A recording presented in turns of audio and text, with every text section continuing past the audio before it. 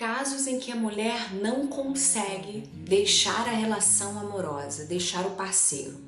Mesmo sendo uma relação tóxica, em que ela sofre abusos, em que ela é agredida, em que ela é humilhada, é possível que haja uma dependência amorosa. Fica comigo e eu vou falar um pouco mais sobre esse assunto.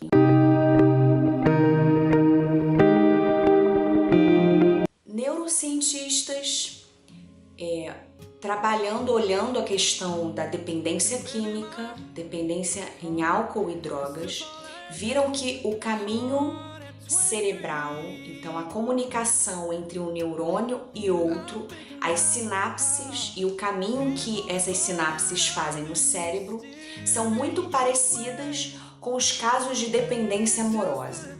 Então, a pessoa ela sofre inclusive de abstinência. Ela tem reações físicas em relação à falta do seu parceiro amoroso. O que se observa é que são mulheres que sofreram negligência na infância. Então, pessoas que foram negligenciadas, não se sentiam amadas pelos seus pais ou pelos seus responsáveis. Então ela vem ao longo da vida querendo preencher esse vazio, essa necessidade através de uma relação amorosa.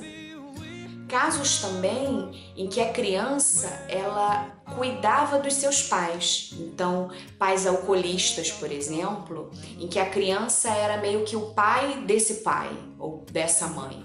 Então ela passou a se observar ela só se vê como um ser existente através de uma relação de cuidado, em que ela precisa cuidar de um outro.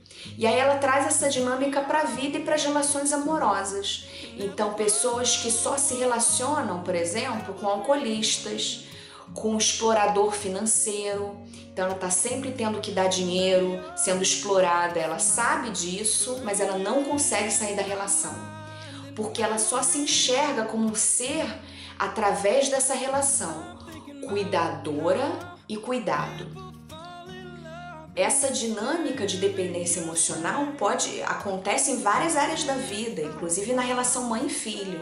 Aquela mãe que não consegue se ver sem o filho. Ela precisa fazer parte do filho, da vida do filho, cuidar do filho, dependentes emocionais.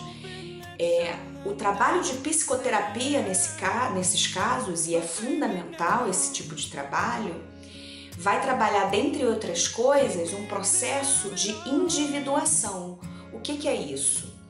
É a pessoa começar a se enxergar como um ser único, como um ser individual.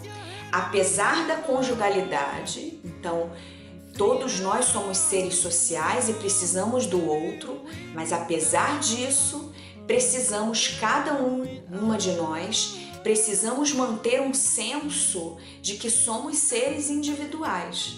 Então, o processo psicoterapêutico vai trabalhar isso e, como consequência, a pessoa vai fazer escolhas melhores, vai vendo melhor as suas necessidades, vai se enxergando, olhando partes do seu self.